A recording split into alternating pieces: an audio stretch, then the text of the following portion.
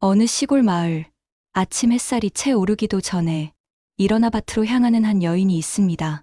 이순애, 올해로 70이 된 그녀. 그녀의 손엔 세월의 흔적이 깊게 새겨져 있죠. 굳은 살, 갈라진 손등, 그리고 검게 박힌 흙. 하지만 그 손은 단 한 번도 멈춘 적이 없었어요. 남편이 세상을 떠난 지 벌써 20년. 그날 이후 순애 씨의 삶은 오직 하나, 아들 준호를 위한 것뿐이었습니다. 새벽 4시에 일어나 밭일을 하고 오전엔 시장에 나가 채소를 팔았죠.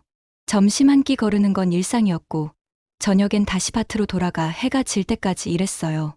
비가 오는 날도 눈이 내리는 날도 마찬가지였습니다. 우산 하나 제대로 쓰지 못한 채 젖은 몸으로 일하던 날들, 그녀는 그저 중얼거렸습니다. 우리 준호, 사람 되게 해주세요. 제발 이 아이만은 고생시키지 말아주세요. 안녕하세요. 전 이순애라고 합니다. 제 이야기를 들어주시겠어요? 솔직히 말하면 제 손에 흙이 묻은 게 부끄럽진 않았어요. 정말이에요. 부끄러운 건 내 새끼가 배고파하는 거였죠. 준호가 초등학교 다닐 때였어요. 소풍을 간다고 하더라고요. 다른 아이들은 다 김밥이며 과일이며 도시락을 싸 간다는데 우리 집엔 그럴 여유가 없었어요. 그날 밤, 전 잠을 못 잤습니다. 새벽까지 고민하다가 결국 제가 먹으려고 아껴뒀던 계란 3개로 계란말이를 만들었죠. 그리고 밥을 꾹꾹 눌러 담아서 준호한테 줬어요. 엄마, 이게 뭐야? 하는 준호의 얼굴에 실망이 보였지만 전 웃으면서 말했죠. 맛있게 먹고 와라, 우리 아들. 그날 이후로 전 다짐했어요. 이 아이만큼은 제가 겪은 가난을 물려주지 않겠다고요. 그래서 더 악착같이 일했습니다. 손이 부르트든 허리가 끊어지든 상관없었어요. 우리 준호가 웃을 수 있다면 그걸로 충분했으니까요. 중학교, 고등학교를 거쳐 준호는 대학에 합격했어요. 서울에 있는 좋은 대학이었죠. 그날 전 처음으로 펑펑 울었습니다. 기쁨의 눈물이었어요. 우리 준호가 해냈구나. 이제 이 아이는 나처럼 살지 않아도 되겠구나. 대학 등록금을 마련하기 위해 전 밭을 일부 팔았어요. 그리고 시장 일을 더 늘렸죠. 새벽 2시에 일어나서 밤 10시에 집에 들어오는 생활이 시작됐습니다. 힘들었냐고요? 물론이죠. 하지만 준호가 전화해서 엄마, 나 학교 잘 다니고 있어 하는 그 한마디면 모든 게 괜찮았어요. 졸업식 날, 전 서울까지 올라갔습니다. 허름한 옷이지만 깨끗하게 빨아입고 갔죠. 학사모를 쓴 준호의 모습을 보는 순간 가슴이 뭉클했어요. 잘했다, 우리 아들. 엄마가 얼마나 자랑스러운지 몰라. 그런데 그때부터였을까요? 준호의 눈빛이 조금씩 변하기 시작한 건 졸업 후 대기업에 취직한 준호는 점점 바빠졌고 전화도 뜸해졌어요. 명절에도 엄마, 회사 일이 있어서 못 내려가요. 하는 말만 반복됐죠. 그래도 전 이해하려고 했어요.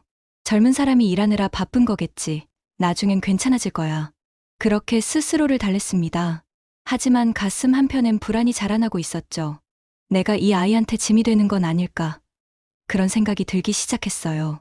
준호가 서울에서 자리를 잡아갈수록 저와 아들 사이의 거리는 점점 멀어졌습니다. 처음엔 일주일에 한 번씩 전화하던 게 한 달에 한 번이 되고 나중엔 2~3달에 한 번꼴로 바뀌었죠. 그래도 전 준호가 보고 싶었어요.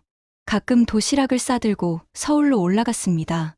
김치도 담가서 된장도 담가서 무거운 보따리를 들고 기차를 탔죠. 준호의 원룸 앞에 도착하면 문자를 보냈어요. 준호야, 엄마 왔다. 문 좀 열어줘. 그런데 시간이 갈수록 준호의 반응이 달라졌어요. 엄마, 갑자기 오시면 어떡해요? 전 바빠요. 이런 거 다 버리고 가세요. 냄새나요. 엄마, 제발 미리 좀 연락하고 오세요. 그 말들이 얼마나 아팠는지 아세요? 하지만 전 내색하지 않았어요. 그래. 엄마가 미안하다. 다음엔 미리 연락할게. 그렇게 말하고 돌아서는 제 뒷모습이 얼마나 초라했을까요? 기차 안에서 혼자 울었습니다. 아무도 모르게 조용히요. 내가 뭘 잘못한 걸까? 내가 너무 자주 찾아간 걸까? 그 아이한테 부담을 준 걸까? 그런 생각들이 머릿속을 맴돌았죠. 그러던 어느 날 준호한테서 전화가 왔어요. 오랜만에 전화였죠. 가슴이 두근거렸습니다. 혹시 나 보고 싶어서 전화한 걸까? 그런 기대를 하면서 전화를 받았어요. 엄마, 저 결혼해요. 순간 세상이 멈춘 것 같았어요. 기쁨과 동시에 묘한 불안이 밀려왔죠. 그래? 정말 우리 준호가 장가를 가는구나. 전 기뻐하며 물었습니다. 그래서 언제 하는데? 엄마가 뭘 준비하면 되니? 그런데 준호의 다음 말이 제 가슴을 얼어붙게 했어요. 어머니, 결혼식은 서울 호텔에서 조촐하게 할 거예요. 그냥 조용히 오셔서 자리만 지켜주세요. 친구들이랑 회사 사람들 많이 올 거거든요. 조용히 오라고요? 자리만 지켜달라고요? 전 신랑 어머니인데요. 그 순간 가슴이 철렁 내려앉았지만 전 억지로 웃으며 대답했죠. 그래, 그래. 알았다. 엄마가 조용히 갈게. 전화를 끊고 나서 한참을 멍하니 앉아 있었어요. 뭔가 잘못됐다는 걸 느꼈지만 정확히 뭐라고 말할 순 없었죠. 그냥 가슴 한구석이 서늘하게 식어가는 느낌이었어요. 그날 밤, 전 장롱을 뒤졌습니다. 결혼식에 입고 갈 옷을 찾아야 했거든요. 하지만 변변한 옷이 없었어요. 전부 작업복이거나 낡은 평상복뿐이었죠. 그래도 가장 깨끗해 보이는 옷 한 벌을 꺼내서 빨았습니다. 그리고 며칠 동안 김치를 담갔어요. 우리 준호가 좋아하는 배추김치, 깍두기, 파김치까지요. 고구마도 한 소쿠리 쪄서 준비했죠. 신분의 집에 폐 끼칠 순 없으니까요. 이게 제가 준비할 수 있는 전부였어요. 결혼식 전날 밤, 잠이 안 왔습니다. 걱정이 되더라고요. 내가 가서 준호한테 창피를 주는 건 아닐까? 내 옷이 너무 초라한 건 아닐까? 그런 생각들이 꼬리를 물었죠. 하지만 다른 한편으론 기대도 됐어요. 우리 준호의 결혼식이잖아요. 제가 평생을 바쳐 키운 아들의 인생에서 가장 중요한 날이잖아요. 그 자리에 제가 있어야 하는 게 당연한 거 아닌가요? 새벽에 일어나 짐을 쌌습니다. 김치통, 고구마 봉지, 그리고 제가 모아둔 돈 200만 원. 그게 제가 줄 수 있는 축의금 전부였어요. 평생 모은 돈이었죠. 기차를 타고 서울로 향하면서 창밖을 바라봤어요. 아, 우리 준호가 이 길을 따라 멀리 갔구나. 이제 정말 어른이 됐구나. 그런 생각에 눈물이 났지만 곧 닦아냈습니다. 오늘은 웃는 날이니까요. 하지만 전 몰랐어요. 그날이 제 인생에서 가장 치욕스러운 날이 될 거라는 걸요. 서울역에 내려서 택시를 탔어요. 기사님한테 호텔 이름을 말하니까 한참을 가더라고요. 차창 밖으로 보이는 서울의 풍경은 낯설고 화려했습니다. 높은 건물들, 빛나는 간판들, 세련된 사람들. 호텔에 도착했을 때 전 깜짝 놀랐어요. 너무 컸거든요. 유리로 된 회전문이 돌아가고 로비엔 샹들리에가 반짝이고 있었죠. 이런 곳에서 결혼식을 한다고요? 보따리를 들고 로비로 들어서는데 사람들의 시선이 느껴졌어요. 정장을 차려입은 하객들 사이에서 낡은 옷을 입은 제 모습이 얼마나 눈에 띄었을까요? 저기, 웨딩홀이 어디예요? 직원한테 물으니까 친절하게 안내해줬어요. 엘리베이터를 타고 3층으로 올라갔죠. 문을 열고 들어서는 순간 숨이 막혔습니다. 꽃으로 장식된 웨딩홀, 하얀 의자들, 그리고 멀리 보이는 신랑 신부 대기실. 하객들은 벌써 자리에 앉아서 수군대고 있었어요. 전 구석진 자리를 찾아 앉았습니다. 보따리를 무릎 위에 올려놓고 주변을 둘러봤죠. 다들 너무 잘 차려입었어요. 여자들은 원피스에 하이힐을 신고 남자들은 반짝이는 구두를 신고 있었습니다. 그때 옆자리에 앉은 여자가 속삭이는 소리가 들렸어요. 저 사람 누구야? 옷이 왜 저래? 모르겠는데. 혹시 신랑 쪽 친척 아니야? 친척치고는 너무 초라한데 냄새도 좀 나는 것 같고 가슴이 철렁 내려앉았어요. 냄새가 난다고요? 전 아침에 깨끗하게 씻고 왔는데 아, 김치 냄새를 말하는 건가? 보따리에서 배추김치 냄새가 나는 걸까? 손이 떨렸습니다. 보따리를 더 꽉 껴안았죠. 그러다가 준호를 발견했어요. 턱시도를 입은 준호가 하객들과 인사하고 있었어요. 준호야, 제가 손을 들어 불렀습니다. 준호가 고개를 돌렸어요. 그리고 제 모습을 보더니 순간 표정이 굳어지더라고요. 당황한 얼굴로 저한테 다가왔죠. 어머니, 왜 거기 앉아 계세요? 뒤쪽으로 가세요. 친척석은 뒤쪽이에요. 아, 그래? 미안하다. 엄마가 몰랐네. 전 황급히 일어나서 맨 뒷자리로 갔습니다. 사람들의 시선이 따가웠어요. 잠시 후 예식이 시작됐어요. 행진곡이 울려 퍼지고 신부가 입장했죠. 하얀 드레스를 입은 신부 수연 씨는 정말 아름다웠어요. 전 눈물이 났습니다. 우리 준호가 저런 예쁜 사람과 결혼하다니. 예식이 끝나고 피로연이 시작됐어요. 전 준비한 보따리를 들고 신랑 신부가 있는 곳으로 갔습니다. 이제 김치랑 고구마를 전해줘야죠. 준호야, 엄마가 김치 담가왔다. 그리고 고구마도 쪘어. 신부한테도 좀 주고. 그런데 옆에 서 있던 수연 씨가 코를 찡그렸어요. 어머님, 죄송한데 여기 호텔이라서 음식 반입이 안 돼요. 그리고 냄새가 좀. 그 순간 준호가 제 손에서 보따리를 낚아챘어요. 그리고 작은 목소리로 말했죠. 제발 창피하게 하지 마세요, 어머니. 세상이 무너지는 것 같았어요. 창피하게 하지 말라고요? 내가 너한테 창피를 준다고? 전 아무 말도 못하고 그 자리에 서 있었습니다. 주변 사람들이 웅성거리는 소리가 들렸어요. 저분이 시어머니래. 근데 왜 저러고 와? 결혼식에. 신부 진짜 고생하겠다. 준호는 보따리를 직원한테 넘기고 전 다시 구석으로 밀려났죠. 피로 현장 구석에 혼자 서서 사람들이 웃고 떠드는 모습을 바라봤어요. 축의금 봉투를 꺼냈습니다. 200만 원이 든 봉투요. 하지만 전 그걸 다시 가방에 넣었어요. 이제 주고 싶지 않았거든요. 아니, 줄 자격이 없는 것 같았어요. 전 여기 있어선 안 되는 사람처럼 느껴졌습니다. 피로연이 끝나갈 무렵, 전 조용히 빠져나왔어요. 준호한테 인사도 하지 않았죠. 아니, 할 수가 없었어요. 제가 다가가면 또 창피해할 테니까요. 호텔을 나와서 한참을 걸었습니다. 어디로 가는지도 모르고 그냥 걸었어요. 그러다가 한 골목에 멈춰 섰죠. 그리고 그제야 눈물이 터져 나왔습니다. 내가 뭘 잘못했나. 40년을 바쳤는데요. 내 손이 부르트고 내 허리가 끊어지도록 일했는데요. 그게 창피한 일이었나요? 내가 담근 김치가 냄새나는 거였나요? 그날 밤, 전 허름한 여인숙의 방을 잡았어요. 그리고 밤새 잠을 이루지 못했습니다. 천장을 바라보며 생각했죠.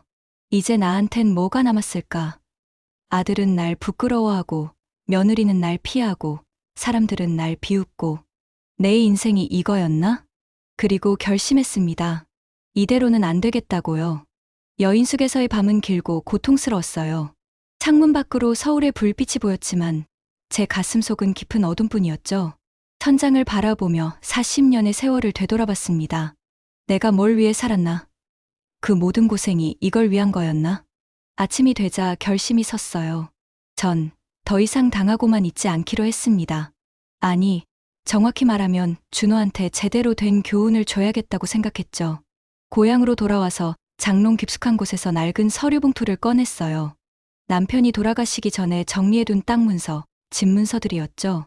그리고 통장도 꺼냈습니다. 하나하나 살펴보니 모든 재산이 준호 명의로 되어 있었어요. 집도, 땅도, 심지어 제 명의로 된 통장도 준호를 수익자로 해뒀더라고요. 그게 엄마의 마음이었어요. 내가 죽으면 전부 준호한테 가게요. 하지만 그 재산의 실제 주인은 저였습니다. 남편이 남긴 것도 있었지만 대부분은 제가 40년 동안 악착같이 모은 돈이었어요. 밭을 일구고 시장에서 채소를 팔고 한 푼 두 푼 모은 돈들이죠. 전 오래된 친구 조 변호사한테 전화했어요. 준호랑 같은 고등학교를 나온 친구였는데 나중에 변호사가 됐죠. 조 변호사님, 절 좀 도와주세요. 순애 이모님, 무슨 일이세요? 전 상황을 설명했어요. 결혼식에서 있었던 일, 준호의 태도, 그리고 제 마음을요. 조 변호사는 한숨을 쉬더니 말했죠. 이모님, 법적으론 문제가 좀 복잡합니다. 이미 명의가 준호 씨로 되어 있으니까요. 하지만 실제 돈은 제 거잖아요. 증명할 수 있어요. 증명 자료가 있으세요? 네, 있죠. 통장 거래 내역, 땅 살 때 제가 직접 돈 낸 영수증, 전부 다 있어요. 조 변호사는 잠시 생각하더니 말했어요.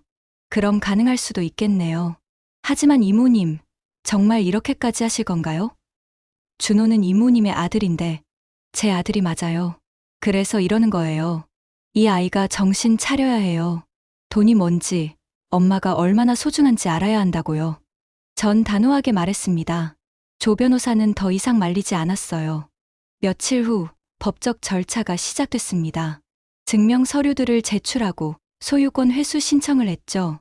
동시에 준호 명의로 된 모든 계좌를 동결시켰어요. 전 냉정하게 움직였습니다. 한치의 망설임도 없었죠. 사람들은 물었어요. 순애 씨, 진짜 이러실 거예요? 아들한테 이럴 순 없죠. 전 대답했어요. 이게 진짜 엄마가 하는 일이에요. 내 아들이 잘못된 길로 가고 있는데 가만히 보고만 있을 순 없잖아요. 법원에서 연락이 왔어요. 재산의 실제 출처가 확인됐고 명의 변경이 인정된다는 내용이었죠. 모든 재산이 다시 제 명의로 돌아왔습니다. 그리고 준호한테는 아무 말도 하지 않았어요. 그냥 기다렸죠.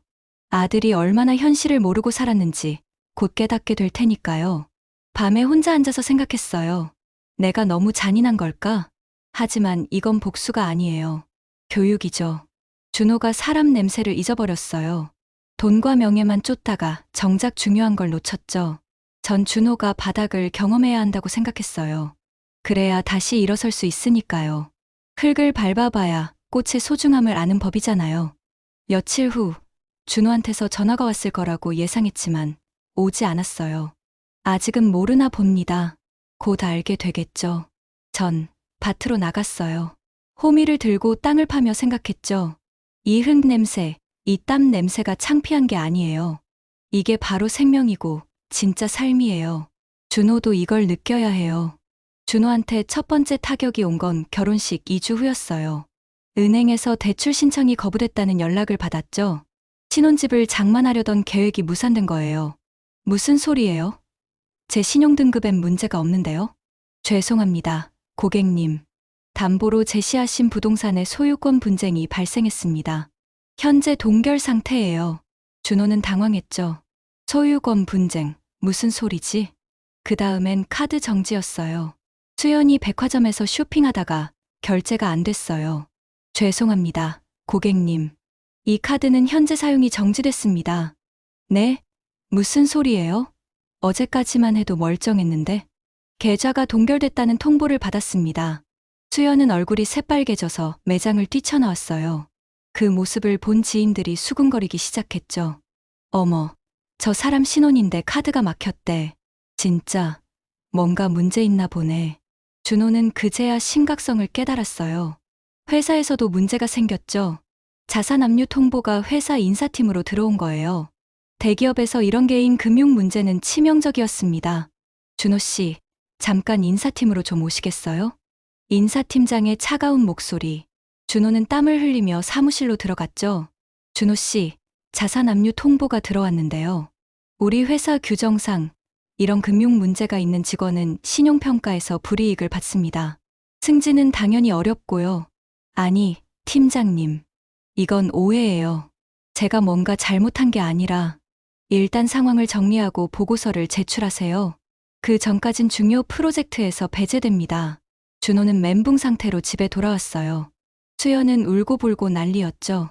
오빠, 대체 무슨 일이야? 내 친구들이 다 알아. 백화점에서 카드 막혔다고 다들 수군거려. 미안해. 나도 모르겠어. 분명 문제 없었는데. 그때 준호한테 법원에서 우편물이 도착했어요. 뜯어보니 부동산 소유권이 이순애 씨로 환원됐다는 통지서였죠. 그리고 모든 계좌가 동결됐다는 내용까지. 준호는 그제야 깨달았어요. 어머니가 한 일이라는 걸요. 어머니가. 왜? 손이 떨렸습니다. 어머니한테 전화를 걸었지만 받지 않았어요. 문자를 보냈지만 답이 없었죠. 며칠이 지나면서 상황은 더 악화됐어요. 월세로 살던 아파트에서도 퇴거 통보가 왔어요. 준호 명의로 계약했는데 신용 문제로 연장이 불가능하다는 거였죠. 수연의 친구들은 하나둘씩 연락을 끊었어요. SNS에선 수군거리는 소리가 들렸죠. 걔네 뭔가 문제 있나 봐. 신혼인데 벌써 저 모양이래. 돈 없으면서 왜 호텔에서 결혼식을 해. 허세 부리다가 망한 거지 뭐. 준호는 회사를 다닐 수가 없었어요. 동료들의 시선이 너무 부담스러웠죠. 결국 사표를 냈습니다. 승진은커녕 제대로 일도 못하는 상황에서 버티는 게 더 힘들었거든요. 준호야, 우리 이제 어떡하지? 수연이 울먹이며 물었어요. 준호는 대답할 수가 없었죠. 짐을 싸면서 생각했어요. 어머니를 찾아가야 한다고요. 그들은 결국 고향으로 내려갔어요. 갈 곳이 없었거든요. 친구들한테 연락했지만 다들 피했고 수연의 부모님은 니네가 알아서 해라며 차갑게 대했죠. 시골 버스 정류장에 내렸을 때 준호는 주변을 둘러봤어요. 몇 년 만에 보는 고향이었죠. 변한 게 없었어요. 여전히 낡은 집들, 비포장길, 그리고 흙냄새. 오빠, 여기가 고향이야? 수연이 코를 찡그렸어요. 서울 사람인 수연한테 이곳은 너무 낯설었죠. 어머니 집이 저쪽에 있어. 두 사람은 무거운 발걸음으로 걸었어요. 그리고 시장통을 지나가다가 멈춰섰죠. 저기, 좌판 앞에서 채소를 팔고 있는 어머니가 보였거든요. 낡은 앞치마를 두르고 쪼그려 앉아서 배추를 다듬고 있는 어머니. 그 모습을 보는 순간 준호의 가슴이 무너져 내렸어요. 어머니. 준호가 다가가자 어머니는 천천히 고개를 들었어요. 그리고 아무 표정 없이 말했죠. 왔니? 어머니, 죄송해요. 제가 잘못했어요. 준호는 그 자리에 무릎을 꿇었어요. 수연도 따라서 무릎을 꿇었죠. 시장 사람들이 쳐다봤지만 상관없었어요. 어머니, 용서해 주세요. 우리 이제 어디로 가야 하나요? 어머니는 배추를 한 포기 집어 들며 말했어요. 내가 창피했냐? 흙 묻은 손이 부끄러웠냐? 죄송해요, 어머니. 그럼 이제 그 창피한 세상에서 다시 시작해봐라. 너희 힘으로. 차갑고 냉정한 목소리였어요.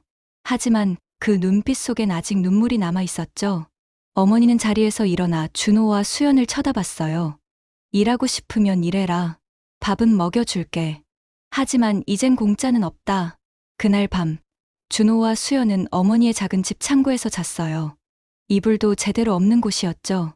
수연은 밤새 울었고, 준호는 천장을 바라보며 생각했어요.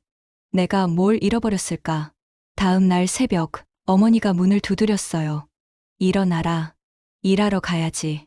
준호와 수연은 비몽사몽간에 일어났죠. 시계를 보니 새벽 4시였어요. 어머니, 지금이 몇 시인데. 시장은 새벽부터야. 늦으면 좋은 자리 못 잡아. 어머니는 앞서 걸어갔고 두 사람은 비틀거리며 따라갔어요. 시장에 도착하니 벌써 사람들이 좌판을 펼치고 있었죠. 순애 씨, 일찍 나왔네? 저 사람들은 우리 아들이랑 며느리요. 일 배우러 왔어요. 아이고, 며느리가 이쁘장하게 생겼네. 근데 고생 좀 하겠어요. 어머니는 채소 상자를 내려놓으며 말했어요. 준호야, 저 상자 좀 날라라. 수연이 너는 배추 다듬는 거 배워. 네.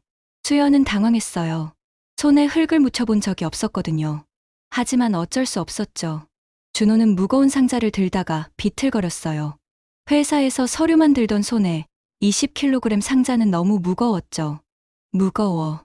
그걸로 무겁다고? 나는 이른 애도 들고 다닌다. 어머니의 말에 준호는 부끄러워졌어요. 이를 악물고 상자를 날랐죠. 수연은 배추를 다듬다가 손을 베었어요. 아야, 피 나요. 일하다 보면 흔한 일이야. 물로 씻고 계속해. 어머니는 냉정했어요. 하지만 나중에 슬쩍 반창고를 건네주더라고요. 첫날이 끝났을 때 두 사람은 완전히 녹초가 됐어요. 온몸이 쑤시고 손은 부르튼 상태였죠. 오빠, 난 못하겠어. 이건 사람이 할 일이 아니야. 수연이 울먹이며 말했어요. 하지만 준호는 대답할 수가 없었죠. 자신도 죽을 것 같았거든요. 하지만 어머니는 매일 아침 그들을 깨웠어요. 비가 오든 눈이 오든 새벽 4시면 시장으로 갔죠. 일주일이 지나자 준호의 손에 굳은 살이 생기기 시작했어요. 수연도 배추 다듬는 속도가 빨라졌죠. 한 달이 지났을 때 준호는 어머니가 얼마나 대단한 사람인지 깨달았어요. 어머니는 이 일을 40년 동안 하셨구나. 나를 위해서. 어느 날 시장에 비가 왔어요. 손님들이 뜸해졌고 팔리지 않은 채소가 쌓여갔죠. 어머니, 오늘은 장사가 안 되네요. 그래도 기다려야지. 누가 올지 모르잖아. 그때 한 할머니가 다가왔어요. 배추 얼마요? 한 포기에 3,000원이요. 비 오는데 깎아줘요. 할머니, 이것도 남는 장사가 아니에요. 할머니는 투덜거리며 돌아서려고 했어요. 그때 수연이 입을 열었죠. 할머니, 2,500원 드릴게요. 대신 2포기 사주세요. 오, 그래? 고맙네. 거래가 성사됐어요. 할머니가 가고 나서 어머니가 물었죠. 왜 깎아줬어? 어머니가 비 오는 날에도 여기 계시잖아요. 손님도 비 맞고 오셨으면. 그 마음이 이해가 돼요. 어머니는 아무 말 없이 수연을 바라봤어요. 그리고 고개를 끄덕였죠. 2달이 지났을 때 준호와 수연은 완전히 달라져 있었어요. 살이 타고 손이 거칠어졌지만 눈빛만은 살아났죠. 어느 날 시장 단골 손님이 수연한테 물었어요. 아가씨, 얼굴이 이쁜데 왜 여기서 일해? 다른 일 하지 그래? 그때 어머니가 나섰어요. 이 아이는 내 며느리요. 우리 집 배추엔 사람의 정이 묻어 있소. 그 말에 손님은 웃으며 배추를 한 알음 사갔죠. 그날 밤, 세 사람은 좁은 밥상 앞에 앉았어요. 어머니가 끓인 된장찌개와 막 지은 밥이 전부였지만 그 어떤 호텔 음식보다 맛있었어요. 수연이 밥을 한 숟가락 떠먹다가 눈물을 흘렸어요. 어머님, 제가 너무 늦게 깨달았어요. 뭘? 밥 한 끼가 얼마나 소중한지, 사람의 손길이 얼마나 귀한지 몰랐어요. 준호도 숟가락을 내려놓았어요. 어머니, 저도요. 저는 제 인생에서 제일 중요한 걸 잃어버렸어요. 뭔데? 어머니의 사랑을요. 어머니는 한참을 말없이 앉아 있다가 입을 열었어요. 너희가 잃어버린 게 아니다. 내가 항상 여기 있었어. 다만 너희가 보지 않았을 뿐이지. 그날 밤, 세 사람은 처음으로 같은 공간에서 따뜻하게 잠들었어요. 석 달이 지났어요. 계절이 바뀌고 준호와 수연은 완전히 다른 사람이 됐죠. 준호는 이제 새벽 4시에 혼자 일어날 수 있었어요. 어머니보다 먼저 시장으로 나가서 자리를 펼치고 손님을 맞을 준비를 했죠. 수연은 직접 김치를 담그는 법을 배웠어요. 어머니한테 하나하나 배우면서 그 손길이 얼마나 정성스러운지 깨달았죠. 어머님, 이 배추는 언제 절이는 게 좋아요? 지금 같은 가을엔 하루만 절여도 돼. 겨울엔 이틀 정도 해야 하고. 아, 그렇구나. 어머님은 어떻게 이런 걸 다 아세요? 40년 하다 보면 다 알게 돼. 수연은 그 말에 울컥했어요. 40년이요? 자기 나이보다 더 긴 시간을 어머니는 이렇게 살아왔구나. 어느 날, 준호는 어머니한테 물었어요. 어머니, 왜 그렇게 하셨어요? 차라리 혼내시든지, 화를 내시든지. 혼낸다고 달라지니? 화낸다고 깨닫니? 아니, 그게, 사람은 밑바닥을 봐야 해. 그래야 진짜로 소중한 게 뭔지 알게 돼. 어머니는 배추를 다듬으며 계속 말했어요. 너는 성공했다고 생각했겠지. 대학 나오고, 대기업 다니고, 서울에서 살고. 그게 다인 줄 알았지? 네. 하지만 내가 잊어버린 게 있어. 그 모든 게 어디서 왔는지 말이다. 준호는 고개를 숙였어요. 어머니 손에서 왔죠. 내 손뿐이겠니. 이 땅에서, 이 흙에서, 이 땀에서 왔지. 그 말이 준호의 가슴을 파고들었어요. 며칠 후, 준호는 결심을 했어요. 어머니한테 제대로 된 사과를 하기로요. 그날 저녁, 준호는 밥상 앞에 무릎을 꿇었어요. 어머니, 진심으로 사과드려요. 제가 사람이 아니었어요. 일어나거라. 아니에요. 말씀 다 듣고 일어날게요. 준호는 눈물을 흘리며 말을 이었어요. 결혼식 날, 어머니한테 한 말들. 그 말들이 얼마나 칼날 같았을지 이제야 알아요. 창피하게 하지 말라고 했죠. 하지만 진짜 창피한 건 저였어요. 준호야. 어머니가 김치 담가 오셨을 때 냄새 난다고 했어요. 하지만 그게 사랑의 냄새인 줄 몰랐어요. 어머니의 정성인 줄 몰랐죠. 수연도 옆에서 무릎을 꿇었어요. 어머님, 저도 용서를 구해요. 처음 뵀을 때부터 어머님을 무시했어요. 옷이 낡았다고, 촌스럽다고. 하지만 이제 알아요. 진짜 아름다운 건 겉모습이 아니라는 걸요. 어머니는 두 사람을 물끄러미 바라봤어요. 그리고 천천히 입을 열었죠. 너희가 이렇게 변할 줄 알았다. 네. 안 그랬으면 내가 이런 짓을 했겠니. 너희가 다시 사람이 될 수 있을 거라 믿었어. 어머니는 자리에서 일어나 안방으로 들어갔어요. 그리고 낡은 열쇠꾸러미를 들고 나왔죠. 이게 뭐예요? 내 집 열쇠다. 그리고 땅 문서도 여기 있다. 어머니, 다시 가져가거라. 하지만 조건이 있어. 준호는 숨을 죽이고 들었어요. 이번엔 사람 냄새 나는 곳으로 만들어라. 돈으로만 채우지 말고 정으로 채워라. 네, 어머니. 준호는 열쇠를 받아들었어요. 하지만 그 무게가 전보다 훨씬 무겁게 느껴졌죠. 그리고 또 하나. 네, 어머니. 절대 잊지 마라. 내가 서 있는 그 땅 밑에 누군가의 땀이 스며 있다는 걸. 준호는 눈물을 흘리며 고개를 끄덕였어요. 그날 밤, 세 사람은 마당에 나란히 앉아 별을 봤어요. 어머니가 중얼거렸죠. 내 아버지가 살아계셨으면 좋아하셨을 텐데. 어머니도 아버지를 많이 그리워하시죠? 그럼 하루도 안 그리운 날이 없지. 준호는 어머니의 손을 잡았어요. 거칠고 굳은 살 박인 그 손이 이제는 세상에서 가장 소중하게 느껴졌죠. 1년이 지났어요. 준호와 수연은 서울로 돌아갔지만 예전의 삶으로 돌아가지 않았어요.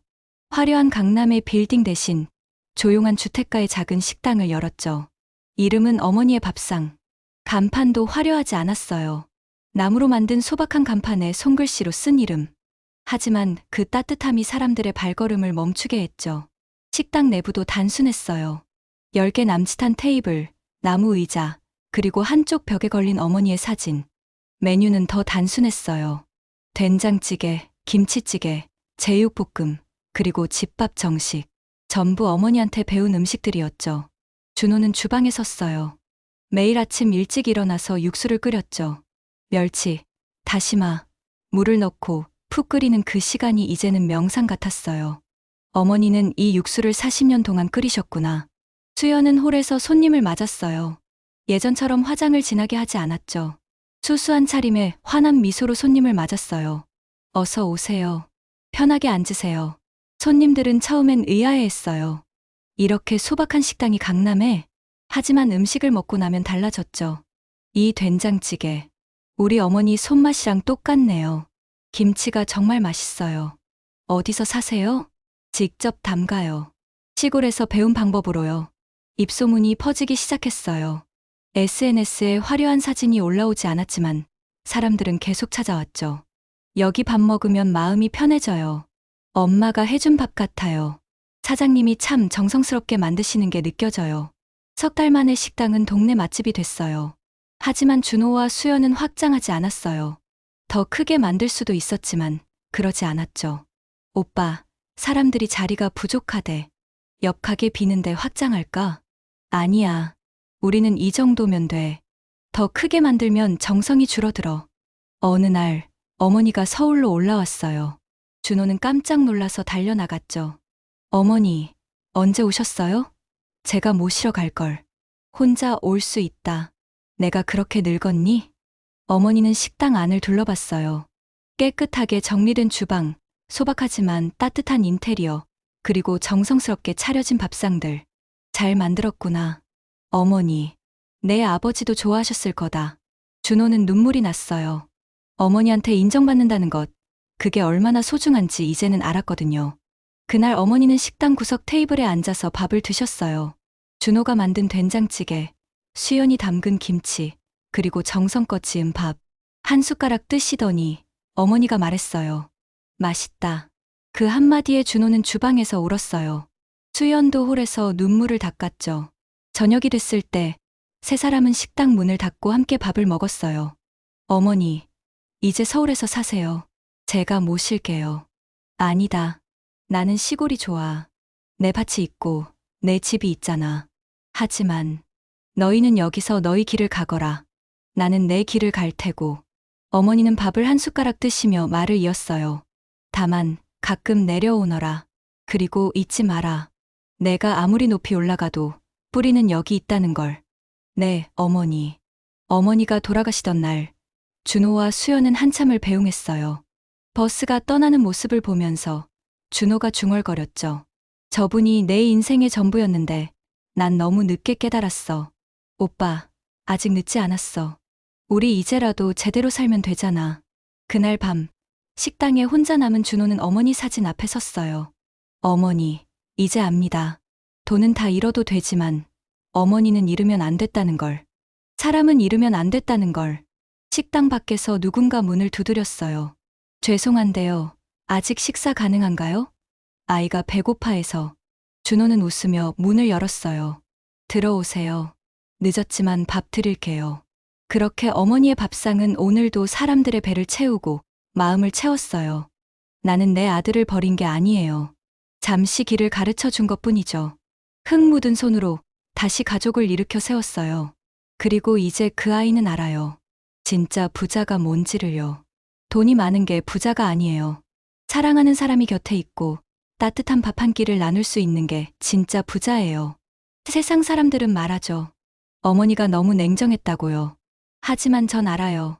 진짜 사랑은 때로 차갑게 느껴질 수 있다는 걸요. 꽃을 키우려면 때론 가지를 쳐내야 해요. 아프지만 그래야 더 건강하게 자라거든요. 내 아들도 그랬어요. 결혼식장에서 저를 버렸을 때 제 가슴은 찢어졌어요. 하지만 전 참았죠. 그리고 기다렸어요. 그 아이가 스스로 깨닫기를요. 1년이 지난 지금 준호는 달라졌어요.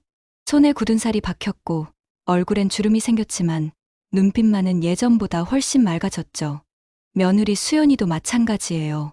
처음엔 저를 싫어했지만 이제는 제 손을 잡고 울어요. 어머님, 사랑해요라고 말하면서요. 사람들이 물어요. 순애 씨, 후회 안 해요? 그렇게까지 할 필요가 있었어요? 전 대답해요. 후회요? 하나도 안 해요. 오히려 더 일찍 할 걸 그랬어요. 진짜 사랑은 달콤하기만 한 게 아니에요. 때론 쓰디쓰고, 때론 아파요. 하지만 그게 진짜예요. 요즘 가끔 서울 가면 그 작은 식당에 들러요. 어머니의 밥상이라는 간판을 볼 때마다 가슴이 뭉클해져요. 손님들이 맛있게 밥 먹는 모습, 준호가 땀 흘리며 육수 끓이는 모습, 수연이가 환하게 웃으며 손님 맞는 모습, 그 모든 게 제가 원하던 거예요. 어느 날 손님 하나가 물었대요. 사장님, 이 식당 이름이 왜 어머니의 밥상이에요? 준호가 대답했대요. 제 어머니가 평생 저한테 주신 게 밥만이 아니었거든요. 사랑이었고 삶이었고 길이었어요. 그 모든 걸 담아서 이름을 지었어요. 그 말을 전해 들었을 때 전 혼자 울었어요. 기쁜 눈물이었죠. 이제 전 편하네요. 제 역할을 다 했거든요. 아들을 사람으로 만들었어요. 진짜 사람으로요. 가끔 밤에 남편 사진을 보면서 말해요. 여보, 우리 준호 잘 키웠지. 돌아가긴 했지만 결국 제대로 돌아왔어. 당신도 자랑스럽죠? 그러면 사진 속 남편이 웃는 것 같아요. 오늘도 전 밭에 나가요. 이른이 넘었지만 이 일이 좋아요. 흙을 만지고 씨앗을 뿌리고 수확하는 그 모든 과정이 삶이거든요. 준호가 가끔 전화해요. 어머니, 건강하세요? 그럼 어머니가 죽으려면 아직 멀었다. 다음 주에 내려갈게요. 수련이랑 같이요. 그래, 와라. 엄마가 김치 담가 놓을게. 전화를 끊고 나면 미소가 지어져요. 이제 내 김치가 창피하지 않다는 거잖아요. 냄새나는 게 아니라 사랑의 향기라는 걸 알았으니까요. 세상의 모든 부모님들한테 말하고 싶어요. 우리가 자식한테 주는 건 돈이 아니에요. 삶의 방식이에요. 사랑하는 법이고 살아가는 법이에요. 때론 냉정해져야 해요. 때론 멀리서 지켜봐야 하죠. 아프지만 그게 진짜 사랑이에요. 그리고 자식들한테도 말하고 싶어요. 부모님의 손을 보세요. 그 굳은 살, 그 주름, 그 상처들을 보세요. 그게 전부 여러분을 위한 거예요. 창피해하지 마세요. 그 손이 여러분의 미래를 만들었어요. 그 땀이 여러분의 꿈을 키웠어요. 늦기 전에 꼭 안아드리세요. 사랑해요라고 말씀드리세요. 나중엔 후회해도 소용없어요. 전 운이 좋았어요. 아직 살아서 준호의 변화를 봤으니까요. 하지만 모든 부모가 그런 건 아니잖아요. 그러니까 여러분, 지금 당장 전화하세요. 부모님한테요. 엄마, 아빠, 사랑해요. 그동안 고마웠어요. 그 한마디면 충분해요. 정말이에요. 어느 일요일 오후, 어머니의 밥상에 손님이 가득했어요. 그 중에 한 가족이 눈에 띄었죠. 아버지, 어머니, 그리고 어린 딸 하나. 딸아이가 물었어요. 엄마, 이 밥은 왜 이렇게 맛있어? 어머니가 웃으며 대답했어요. 정성이 들어가서 그래. 사람이 만든 음식은 다 달라. 준호가 그 대화를 듣고 있었어요. 그리고 속으로 생각했죠. 맞아. 사람의 손맛이 최고야. 어머니한테 배운 거야. 저녁이 되어 손님들이 다 돌아가고 준호와 수연은 청소를 하고 있었어요. 오빠, 오늘 어떤 손님이 그러는데 여기 밥 먹으면 고향 생각난대. 그래? 응. 엄마 생각난다고 울더라. 준호는 걸레질을 멈추고 창밖을 바라봤어요. 저 멀리 시골 마을이 보이는 것 같았죠. 우리 다음 주에 어머니 뵈러 가자. 좋아. 나도 어머님 보고 싶어. 그날 밤 식당 불이 꺼지고 두 사람은 손을 잡고 집으로 걸어갔어요. 하늘엔 별이 빛나고 있었죠. 저 별 아래 어디선가 어머니도 같은 하늘을 보고 계실 거예요. 그리고 우리는 알아요. 진짜 사랑은 끝이 없다는 걸요. 여러분, 오늘 이 이야기를 들으시면서 무슨 생각이 드셨나요? 혹시 여러분도 부모님한테 창피하다고 느낀 적 있나요? 혹시 부모님의 사랑을 당연하게 여긴 적 있나요? 늦지 않았어요. 아직 시간이 있어요. 오늘, 지금, 당장 연락하세요. 엄마, 사랑해. 아빠, 고마워. 그 한마디가 부모님한테는 세상을 다 준 것보다 더 소중할 거예요. 그리고 기억하세요. 부모의 사랑은 조건이 없어요. 끝도 없죠. 단지 우리가 그걸 느끼지 못할 뿐이에요. 눈을 뜨세요. 귀를 여세요. 가슴을 여세요. 그러면 느껴질 거예요. 부모님의 그 깊고 넓은 사랑이요. 오늘 이야기는 여기서 마칩니다. 시청해주셔서 감사합니다. 부디 후회 없는 선택하세요. 사랑하는 사람들 곁에서요.